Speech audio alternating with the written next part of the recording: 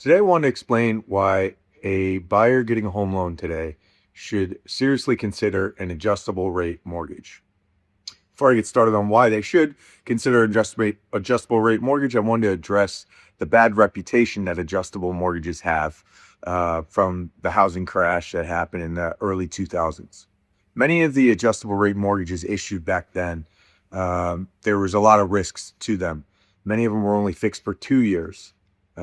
Often they were interest only, and not only when they started to adjust, but they also had an accelerated principal and interest payment. So the payments went up on the buyer, not just because the rate may have adjusted, but also because they had to start making principal payments instead of interest only payments. Today's adjustable rate mortgages are much less risky. First of all, it's going to be amortized over 30 years, so there's no interest only period. So at no point is your payment going to go up from an interest only payment to maybe a 20-year amortization. Second reason is these mortgages that I'm recommending are fixed for 10 years. It's called a 10-year ARM. And the reason why I highly recommend them is because they're about 0.5% lower than a 30-year fixed mortgage, saving anyone with like a $400,000 mortgage payment almost $150 a month. The average lifespan of a mortgage, the average time a buyer spends in a home is 8 years, and the average lifespan of a typical mortgage is 3 to 5 years. It's often paid off whether they sell the house or refinance. So the odds of a borrower being in a 10-year ARM more than 10 years is highly unlikely. So ultimately, most buyers won't ever see the rate adjust. And if it did adjust, it adjusts to where the average 30-year fixed is.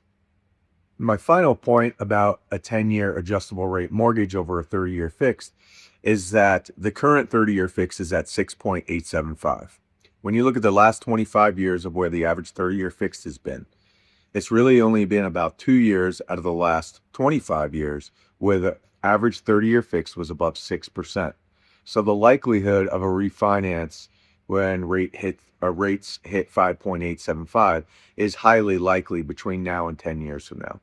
And if it's highly likely that you would at least refinance, if not sell the home within 10 years, then you may as well pick up the $150 a month savings and the 0.5% lower interest rate on a loan that's fixed for 10 years instead of 30. So I hope this video gives you a little confidence in highly considering a 10-year ARM as opposed to a 30-year fixed mortgage today.